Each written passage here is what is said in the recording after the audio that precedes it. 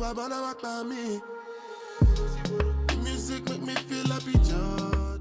everyone. Welcome. My name is Bianca Collins. I'm the curator of public programs for the Fowler Museum at UCLA. Thank you for joining us today. It's a pleasure to present today's program, Rele Gallery and Orita Meta, Crossroads, as part of the Fowler's A Global Destination for Art programs, which offers opportunities to visit with international artists exhibiting and working in our City of Angels, drawn by the energy of ingenuity and the space for experimental expression. Today, to celebrate International Women's Day, the Fowler is pleased to welcome Adenrele Sonariwo, the founding director of LA's first contemporary art gallery from Africa, and 3 Nigerian women artists, Marcellina Akpojotor, Tonia Nneji, and Chidinma Nnoli, who are featured in Rele Gallery's inaugural exhibition, Orita Meta, Crossroads.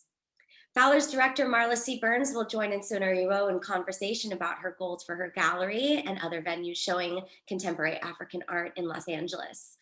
Following their discussion, the artists will present their work and speak to how it addresses issues of concern to women in Nigeria, including purity and sexual autonomy, identity, and trauma.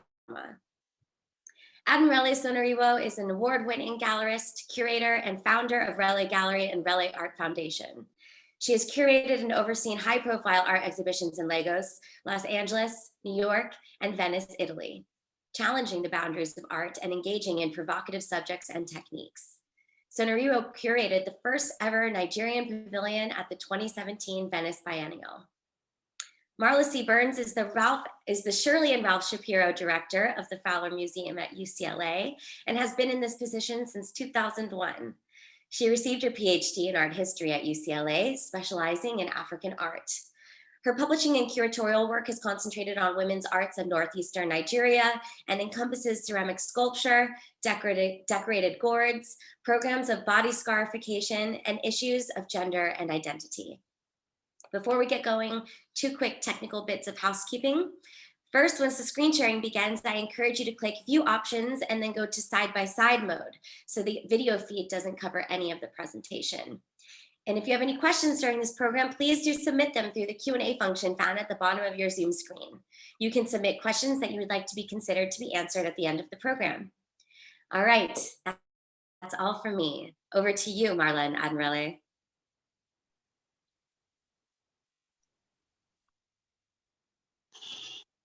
Good morning, Adenrele, and welcome to our program here in Los Angeles. It's good evening from Lagos. Yes, so we have 11 o'clock in LA and 8 p.m. in Lagos. I really want to thank you for joining us in this program and helping us celebrate International Women's Day.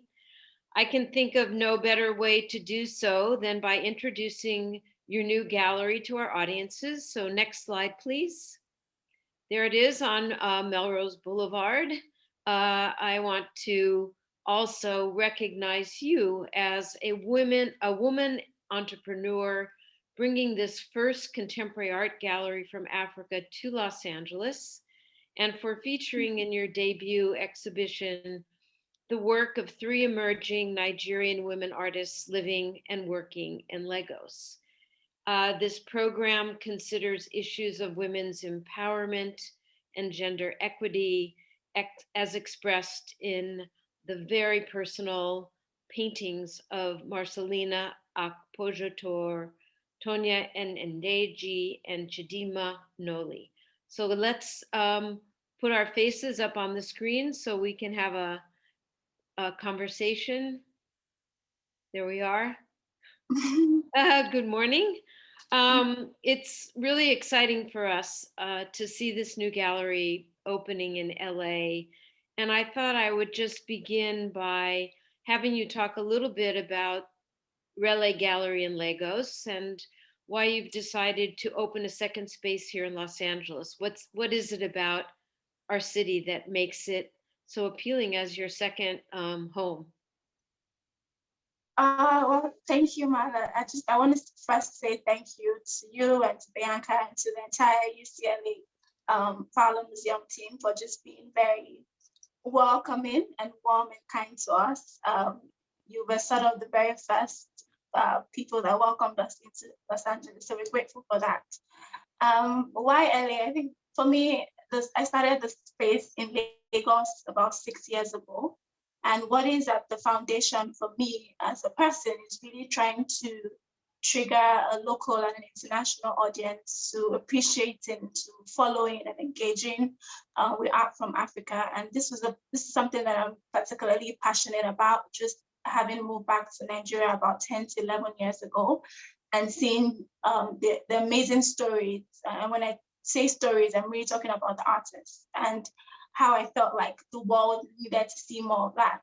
And that is at the core of what I do. Even in curating the Venice Biennale as well, it's about making sure that more people can be educated and know what it means to be a contemporary Nigerian artist living in Africa or in Nigeria or any other part of Africa. So that answers the first part. But in terms of why LA, I think that was just the natural progression for me. Personally, when I go into a new city, I can sort of tell if I like the vibe, if I want to come back here, if I want to live here, that's the way I think about places when I visit places. And I can't remember the exact very first time, but I know that the first time I visited LA, I really connected with LA as a city, and I've just always loved it as a city.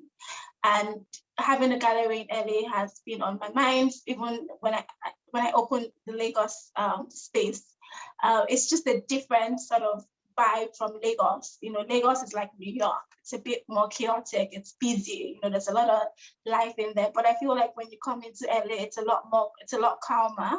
And over the years, we've enjoyed great patronage from people there in LA. It's also, for me, coming into LA, we had done coming permanently, we had done 2 different engagements before now, and it was a no-brainer. So we're really excited to be down there. And I think just the reception that we've gotten is a testament to why we needed to be in LA.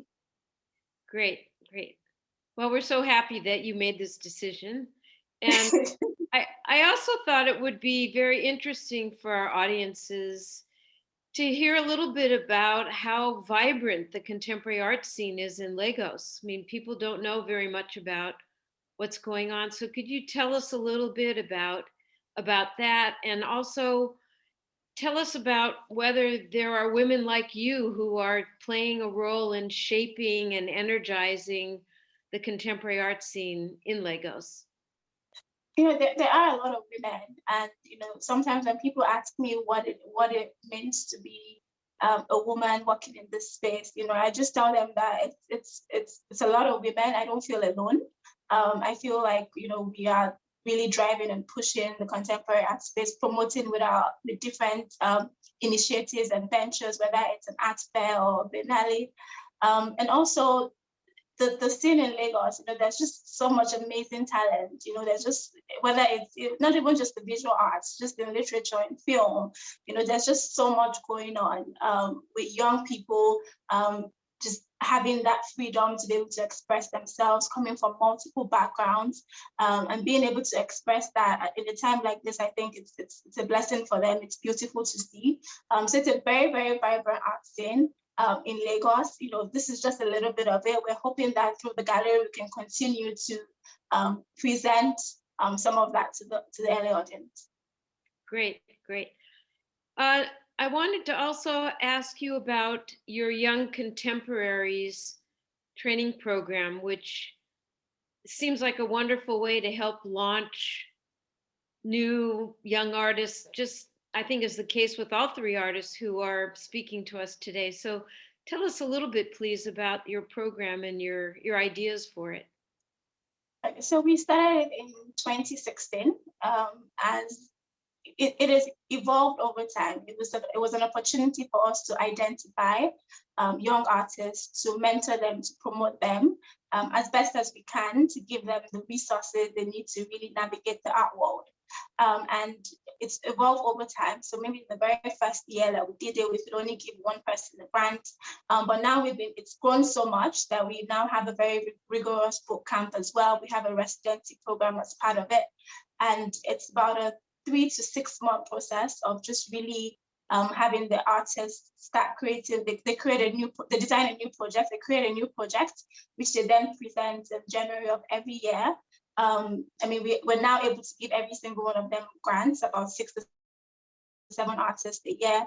But for us, it's just an opportunity to present some of the most exciting, what is refreshing, we think, about the art space in Lagos. But even beyond Lagos, so beyond Lagos, you know, it includes artists from Nigeria, all over Nigeria. Last year, we were able to also bring in some artists from other parts of the continent. So it's really become this really great program where we can just nurture and mentor young artists. And as you can see, as you said earlier, the 3 artists that we're presenting here have gone through the program in different years.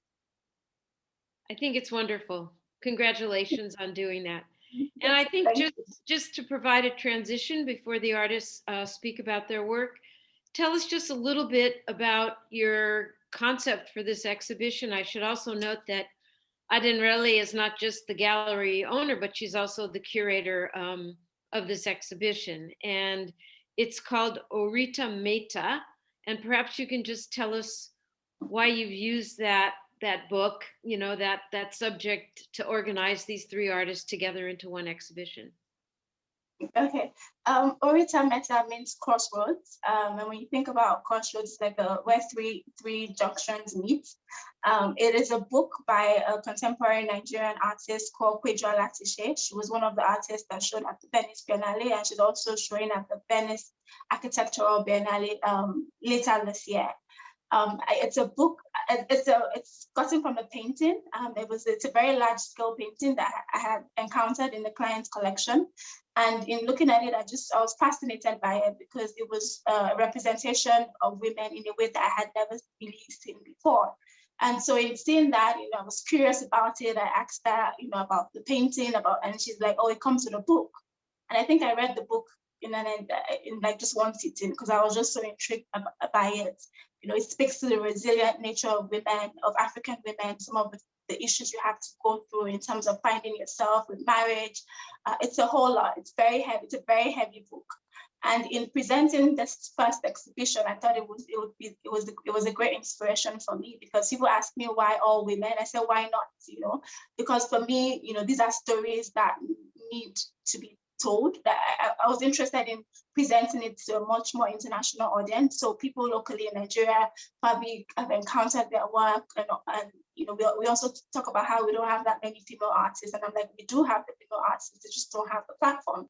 And so for me, it's really just a blessing to be able to bring it fits so nicely because, you know, it's about 3 women. You know, we're bringing 3 women, very distinct techniques and styles, and you know, they're all, as you'll come to see over the course of the program, they're all at different stages in their life. You know, one of them is married with 2 children, another is just really young, and one is going through a traumatic period. So there's all sorts of different stories that I thought like needed to be told and needed to be seen by this international audience. So that's really what we presented for the very first exhibition. It's still on now at the gallery till the end of the month. Great. Well, let's start. Let's invite Marcellina to the stage. And let me just tell you a little bit about Marcellina Akpojotor. Marcellina began her studies as an apprentice to her father. And then she did her degree in art and industrial design at the Lagos State Polytechnic. She had her first solo exhibition at the Rele Gallery in 2018 and has participated in prominent art fairs around the world, including the art fair in Joburg, Art Dubai, and actually she was in the 2020 edition of the LA Art Show. She also was in the group show Sisters, the Art of Nigerian Women, held at the Carnegie Gallery in Columbus, Ohio. And so with that, let's bring up the first slide and welcome Marcellina to tell us about her work. Thank you, Marla. You're very welcome. We can't wait. Thank you for having me. So one of the work presented at the exhibition is titled Rhythm of Evolving Story. And I started that particular, it's part of a body of work called Conversation Series that I started in 2019 when I discovered I was having conversations around women empowerment, gender equality with my family, with my friends. So I decided to start that work that brings women and men together in a space to have conversation, because I believe having conversation is one of the first steps to creating change. So how I start my work by sourcing for the fabric. So I go from tailor to tailor in my neighborhood. Those pieces that they no longer use, I take them off the ground and then I bring it to the studio. Before then, this fabric would have gone from one person to another, and I see them as pieces of story that carries histories, that carries memories and experience. So I bring them to the studio and then I use them to work. For this work, I use there's also drawings. I use acrylic, and then there's charcoal. Should we bring up the next slide so people can see the texture a bit better? Or do you want to keep Okay, this the next slide. Yeah, okay. Great. So I bring it to the studio and I make the sketch on the canvas, and then I start creating textures deliberately to mimic the complexity of identity. Because when you see the work from afar, you're just basically seeing forms. But as you move closer, you're beginning to see tiny details, patterns, with the play of light on the raised parts of the texture. You're seeing some depth and pockets of light on the fabric. For this particular one, there's an image on the wall, which is the Queen Idia mask. I wanted to create a situation whereby I also show that we've always had women that are empowered in our society as far back as the 15th century. She was very instrumental in the ascension of her son, Oba Isige, to become Oba of Benin, that is the king. And also she was a warrior that protected her kingdom. So I wanted that particular piece to speak to the past of empowered women in our society. The work is a diptych. So on the second part, there is also some images on the wall. There's a woman in the middle frame on the wall that looks as if she's dancing. I wanted to show my woman in enjoying her moment and really free. And then on the other picture on the wall is the portrait of two children, and that represents the future, because I believe whatever conversation we are having now is going to affect what happens in the future. So that's basically the idea behind the work. So I also like plants in my work, because some of these conversations can be very intense. So I see plants as a symbol of peace, and it brings calm to that complex conversation that is happening in this work.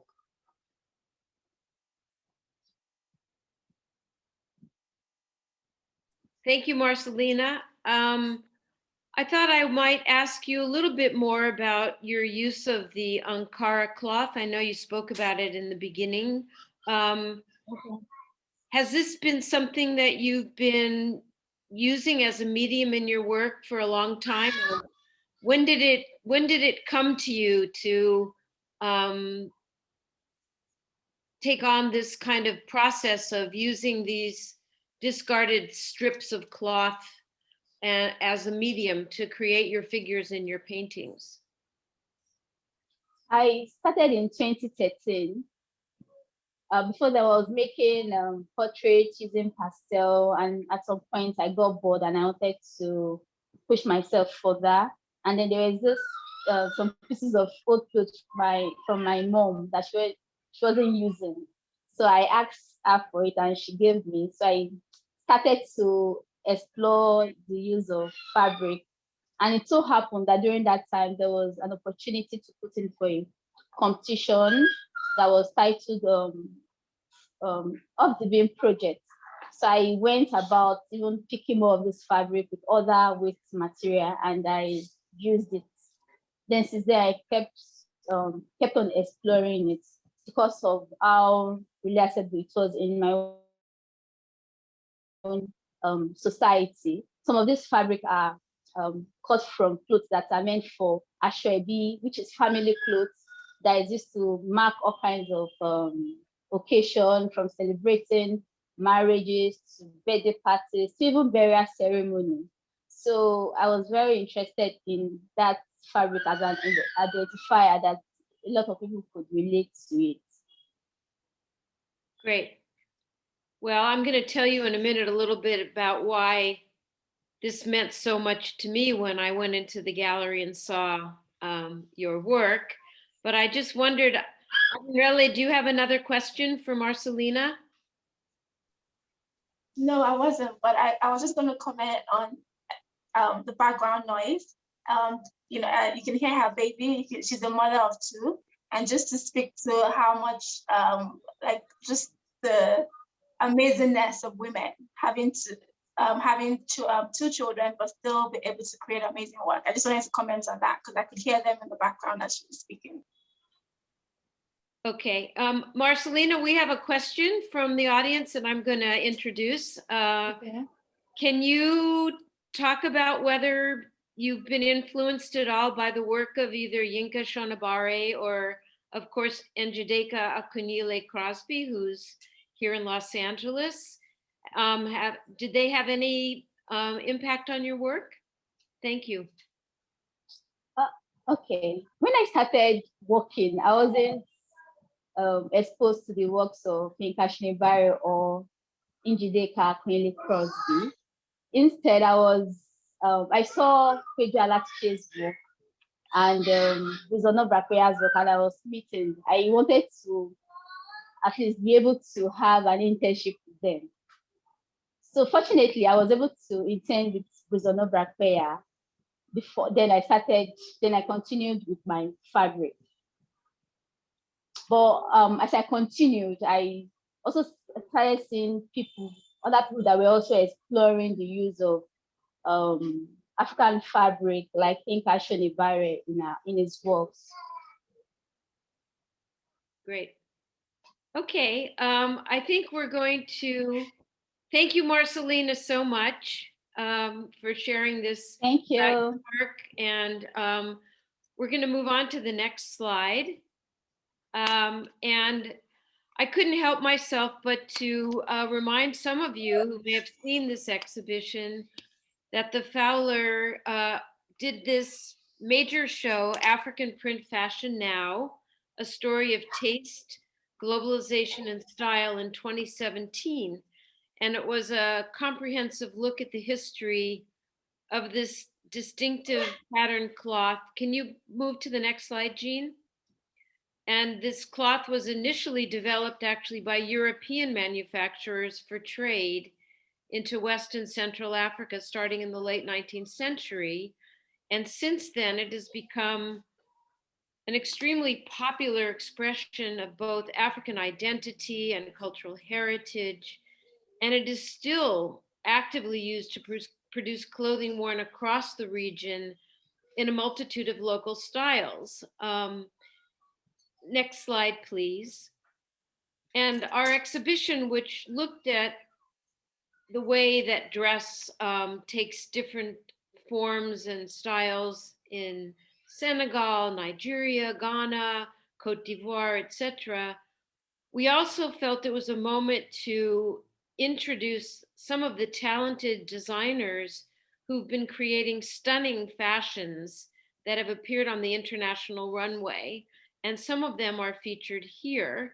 And I think you can also see in the background that very large painting, which is by Njideka Akunyili Crosby, that allowed us to show the way contemporary artists are also incorporating African print into their paintings, sometimes itself, as in Marcellina's work, but sometimes representationally. And finally, the last slide, I wanted just, as we're talking about Lagos and Nigeria and the vibrancy of the art scene, I couldn't help but introduce this slide showing two of the most exciting designers today, Itu Mbasi and Lisa Fowler Lario. And I thought, Adenrele, you might want to say something about this, since I think from seeing you in photographs, you are very much a fashionista. So tell us a little bit about them, and then we'll move on to Tonia. And I think I mentioned this to you when I saw the images for the first time the other time, that Itu Mbasi, you can recognize her work anywhere. She's a fashion designer here in Lagos, extremely creative. I absolutely love her work. And she's also collaborated with a visual artist as well to create a collection, I think about 3-4 years ago. So she's absolutely brilliant. I love her work. And I have some of her pieces, as well as Mr. Fowler, who is also talented as well. I also wear her pieces sometimes. So they're both really great, again, representing what is fresh and exciting about the art scene, general art scene in Lagos. Great, thank you. Okay, we're gonna move now to Tonia. Tonia Nneji comes from a family of traditional carvers and graduated with a BA in visual arts from the University of Lagos. She participated in the 2019 art fairs in Joburg and also Art Basel, Miami. Tonia was recently among the artists selected for the Art Dubai residency program.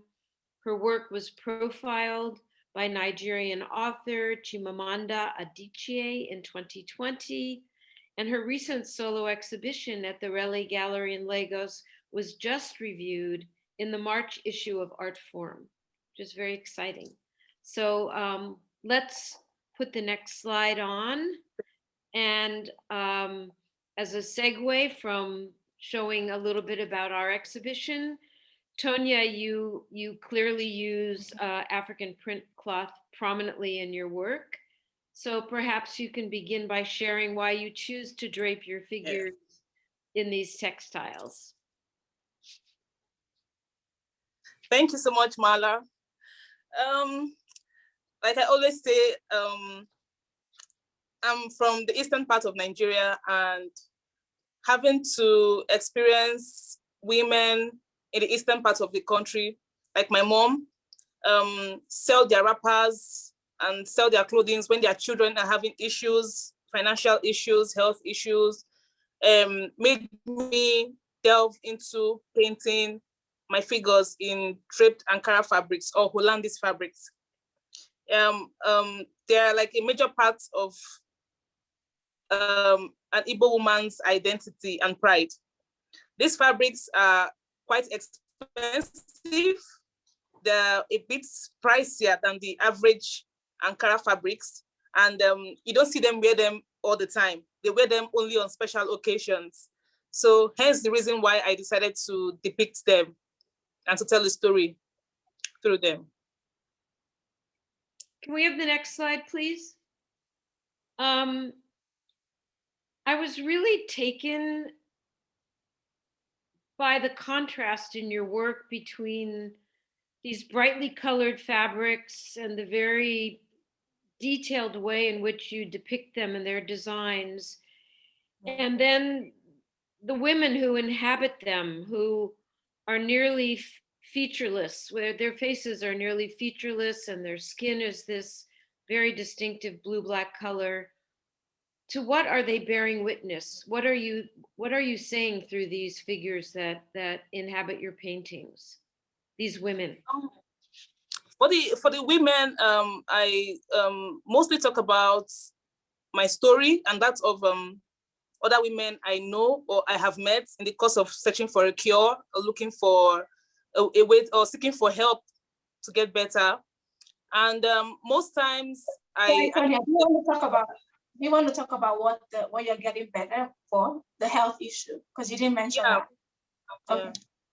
Okay. So I always meet them in hospitals and in churches and all that. So when I see them in hospitals, we talk, we have conversations, and I always see how their family members and how their friends always come with them to the clinic for appointments and try to talk about and try to help them get through whatever ailments they are going through.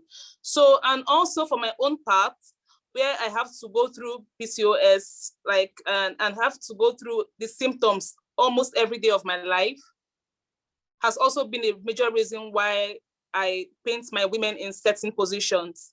And the reason I also decided not to show their facial features as much is because I want every woman who is going through what I am going through to be able to imagine themselves in that painting, imagine themselves as the figures I have painted. So I don't want to put a particular image in anybody's mind. I don't want to put any particular image in anybody's face. I just want you to just imagine yourself in her position, going through whatever she's going through. Hence the reason why I reduced or minimized the use of detailing in my figures. And for the bright fabrics, for the blue particular picture here, it's among one of the churches I have visited or had visited in the past to look for a cure. You know, sometimes the Nigerian healthcare system is a mess, and you know, you have to spend so much money to take care of yourself and whatnot. And family members and friends will say, okay, let's try a church. When we go to a church, maybe the pastor can give you holy water, can give you this, can give you that. Maybe you feel better and you make you whole again. So in the course of looking for a cure and traveling from one church to another, I discovered so many churches. And while I was there, you know, all moody and praying, I was also observing and looking for other ways to tell my story, and which drew my attention to the fabrics. Since I already started using fabrics in my painting, I thought, what other way would I elevate my story, or what other way would I continue telling my story than using the fabrics from the church itself? They wear the fabrics, they wear them as a form of uniform to identify themselves with that particular church. So I thought, okay, that was the best way. So for some of them, I took pictures. For some of them, I bought them so that I can be able to paint them and continue telling my story. Can we have the next slide, please? I think it's really interesting to see the way, when I looked at the paintings, I was trying to determine whether the church for you was a source of solace or something else. So I'm glad to hear that you find friendship and you find commonality in being with other women who share the things that you're going through. And maybe you can say a little bit more about this particular painting that we're looking at, or the one afterward that shows the children. Which do you have a preference? Anyone works for me. Maybe the one with children, the child. The one with the child. Okay. Yeah. Can we have the next slide, please? Okay. Yes, you want to talk about this painting? Okay. So I lived during the course of looking for or trying to find a cure and seeking help and trying to go from one church to the other.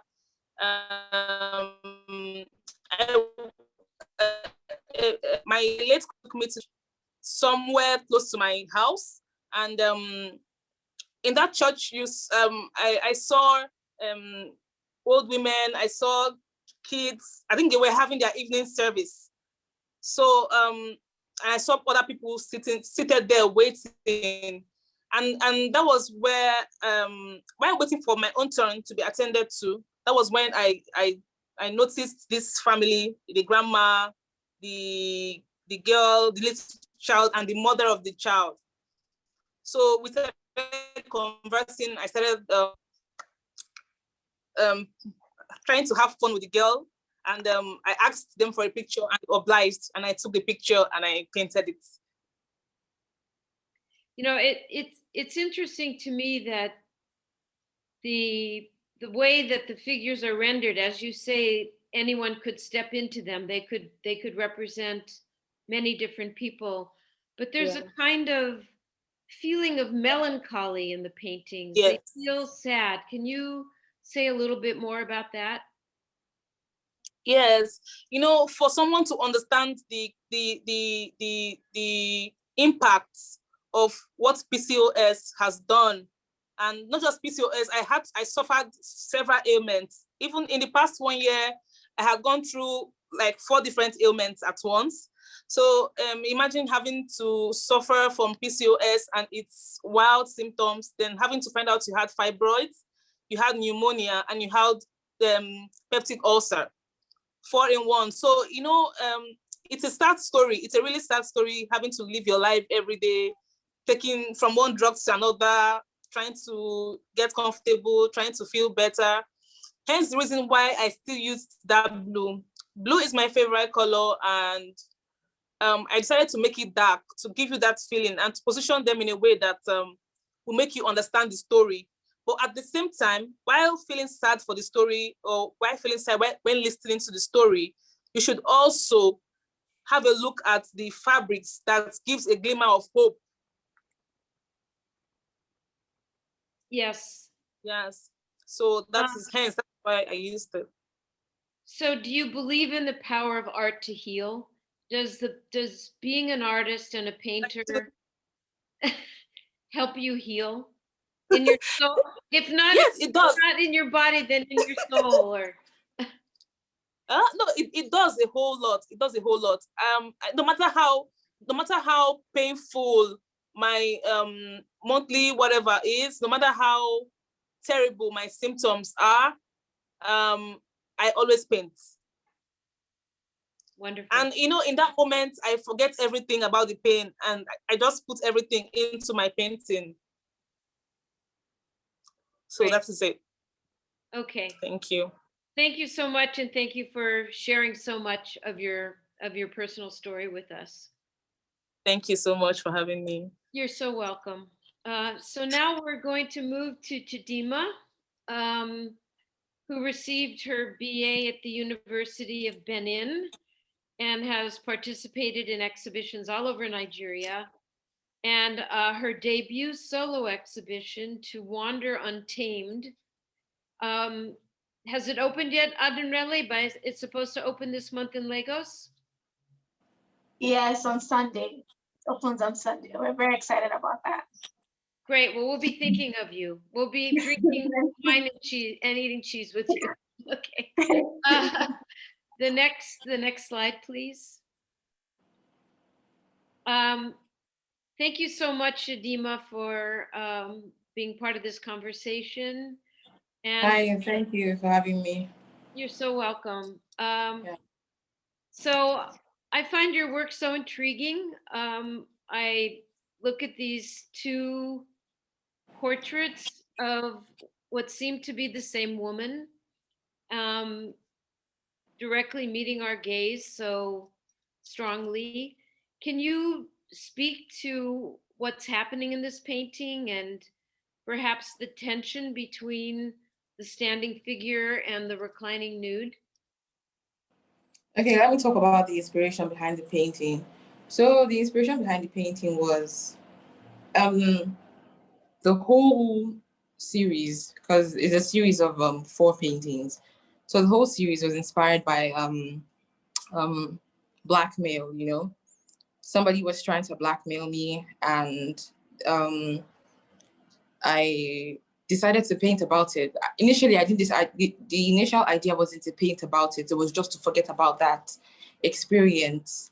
And when I decided to talk about this, I decided to title it A Poetry of Discarded Feelings. You know, it's something I just wanted to, it's an experience I just wanted to forget. So in depicting that painting, you know, talking about purity culture and why blackmail is used as a tool to suppress the autonomy of women, I wanted to show like 2 figures, you know, a woman's true self, how she hides her true self, and how she hides a huge part of her sexuality, and how the personality that she projects, in public is sort of the personality that is expected of her. She's supposed to have this calm demure, be humble, you're not supposed to, you should be pure, basically. So that's the relationship between the two figures. The relationship between the two figures is they are the same people. Like, the figure in front is the same person at the back, and you can see her hands folded. She's almost like she has this very calm and very humble posture, and then you can see the figure at the back, sort of owning her sexuality, and she's comfortable in that space, in that background space where nobody can see her. Yeah, so that's the idea behind the two figures. And what about the document that's hanging behind her on the wall that we actually can't read? Okay, so yeah, you can, if you zoom in close enough. Oh, okay. You can see the words. Like, you can see the words. You can just see it's a Bible verse, and I'm Catholic, yeah, and it's Sirach 42:19 verse 14.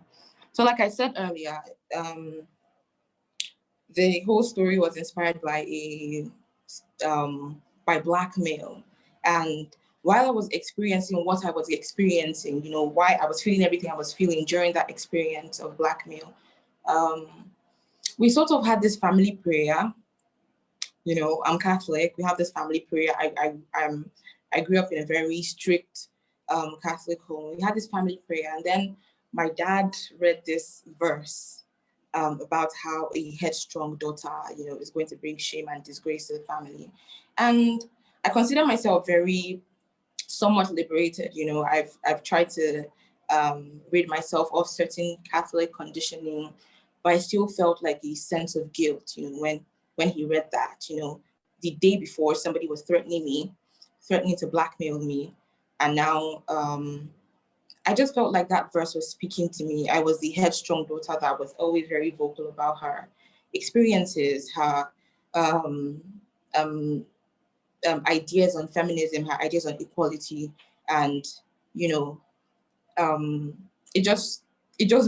let's say that verse broke me, sort of, and I feel like it's something I wanted to incorporate in the painting because it was part of the story. Can we have the next slide, please? So these paintings, of course, bring to mind the odalisques of European painting and art history, such as, the nudes of Titian or Goya. But for me especially, it's reminiscent of Manet's famous Olympia, which he painted in 1865 to quite shocked reception. And I wondered how these historical nudes, particularly white nude figures of women, have influenced your work, and how you borrowed them in a sense as part of your paintings.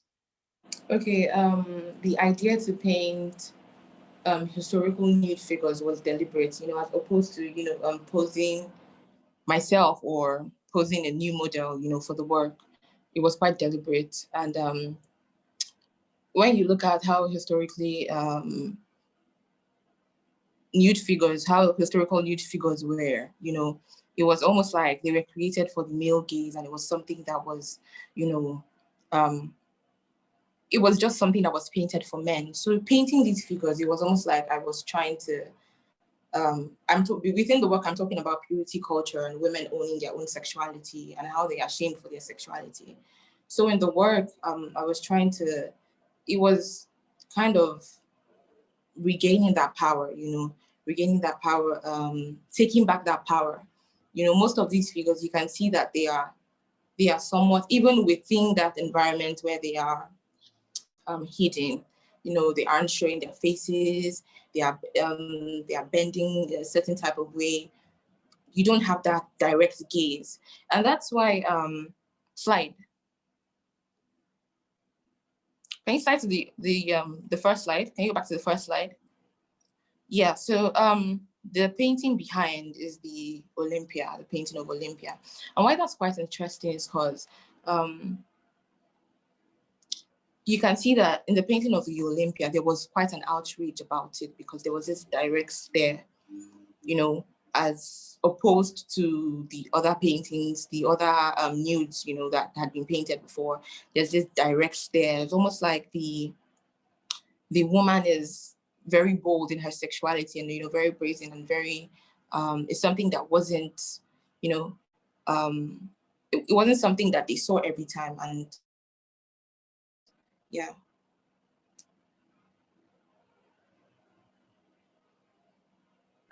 Can we go to the next slide, Jean? When we were talking, you were saying it was important to see the text at the bottom of the painting, and Yeah. I would ask you to say a little bit about that. Okay, so since I'm talking about being sexually free and owning your sexuality, that's Waronwe. It's Waronwe is an Igbo word for freedom. And the reason I used an Igbo word is because there are some words that are not entirely that you can't entirely explain in English.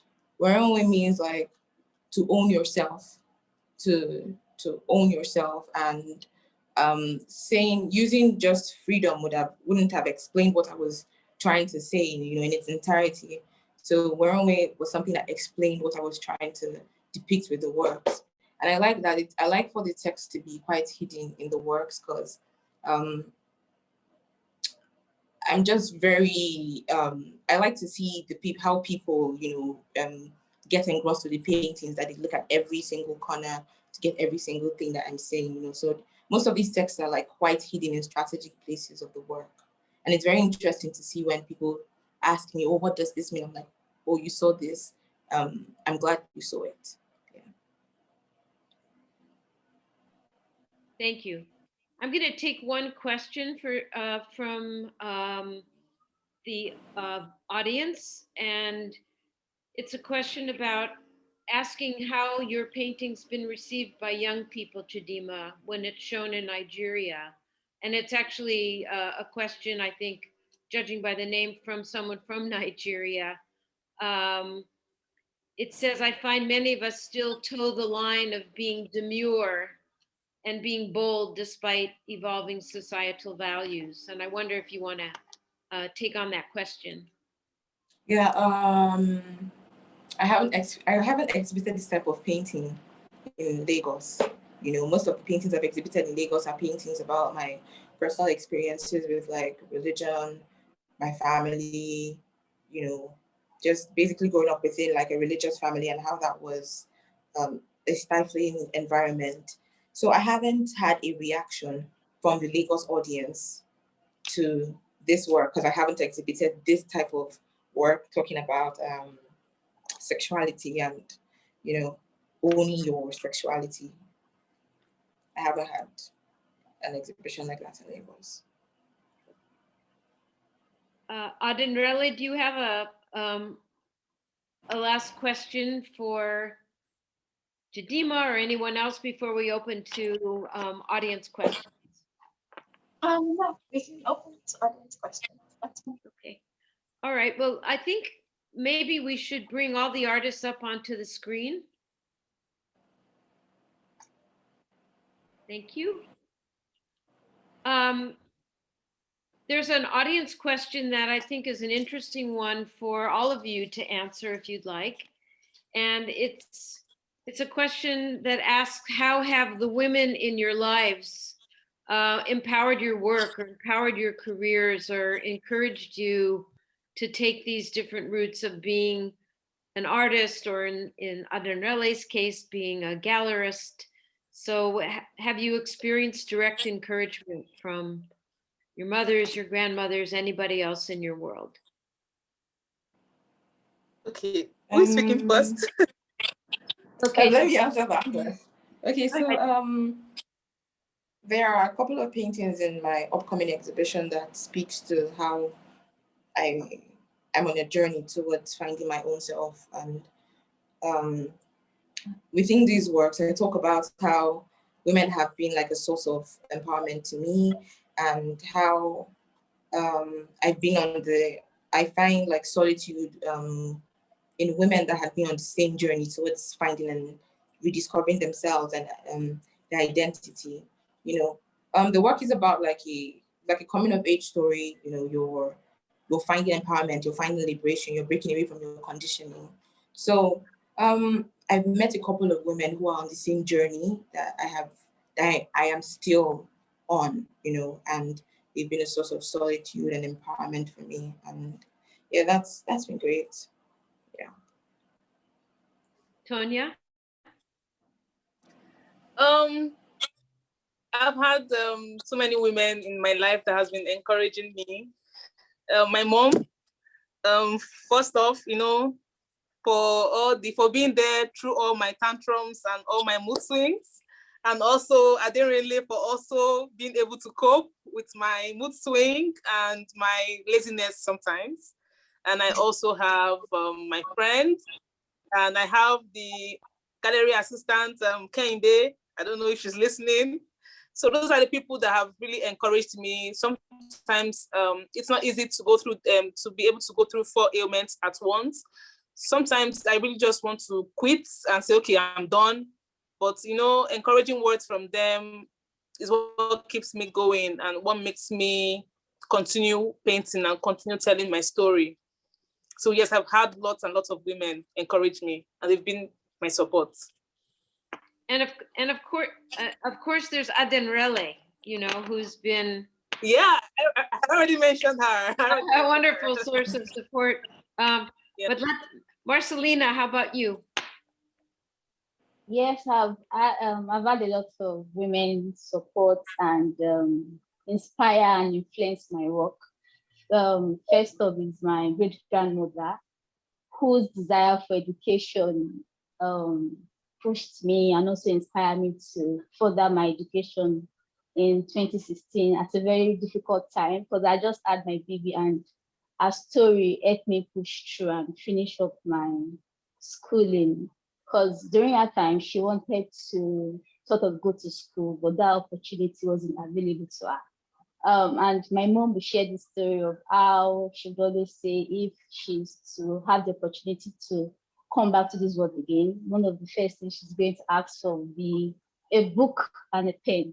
And so that that aspiration influenced my work and also helps me talk about women empowerment and education. And my mom has been my pillar of support. My family from my husband's side, even Adenrele for believing in me, because while I was starting out, people they don't really regard artists who are women or even artists who are married or even have children. But I'm very grateful for that support, for believing in me and seeing that vision. I'm grateful. That's great. And Adenrele, do you want to speak to this for yourself as a woman, businesswoman, and a successful one? And has it been an easy journey for you, or has this been a difficult one? It's been a challenging one, but I always say that I don't see challenges, I see opportunities. And as I mentioned to you earlier, there are a lot of women within the art space here in Lagos. And I just always say I stand on their shoulders because they sort of paved the way. They've been in the business way longer than I have. There are other curators internationally as well, and gallerists that I sort of look up to. Some I know personally, some I do not know at all. And my family as well, my sisters are a great personally, they're a great source of support for me. When I need to vent or when I'm tired or when I want to quit, they've just really been there for me. So just like each and every one of them have said, I'm also surrounded by women. My best friends are women, and been there for me personally, career-wise. They're just there to listen as well. And for some reason, when the compliment or when the kudos comes from a woman, it feels much better. You just feel a lot more better. So, when I talk about when we came into LA and the welcome and receiving an email from Bianca and you and Bianca coming to visit us, those sort of gestures mean a lot, mean a whole lot. So thank you. Well, we have to support each other. It's just the way of the world and the way of our own personal sense of worth. So Right. congratulations really to you, Adenrele, and to all of Tonia, Chidinma, Marcellina. It's been wonderful to hear about your work. And I just wanted to ask Adenrele, we're getting some questions from the audience about how long the show will be up, what people do to be able to visit. And then I want to just throw out the final question of what's next? What comes after this inaugural exhibition? Okay. So this Orita Meta Crossroads features the 3 artists that you've listened to this evening. It's up now, 8215 Melrose Avenue. It is on till March 28th. So please go out and see it. Of course, we're still in a pandemic, so we're strict COVID protocols. You would have to book an appointment on our website to be able to see it. But we have time slots available. You can go at it at your convenience. And then in terms of what next, in Lagos, we have Chidinma, her solo exhibition coming up. We also have in LA, we're opening in April a young artist called Ame. He also went through the Young Contemporaries program as well. And we're just really excited to keep presenting work from artists from Africa. We're grateful again for the reception, and we just want to continue engaging with the audience out there. I say LA is our gateway into the international art scene, so we're happy to be there. Well, I think we're all looking forward to the moment when museums can reopen in Los Angeles County. We're still in the dreaded purple phase, and hopefully we'll be moving into the red one soon.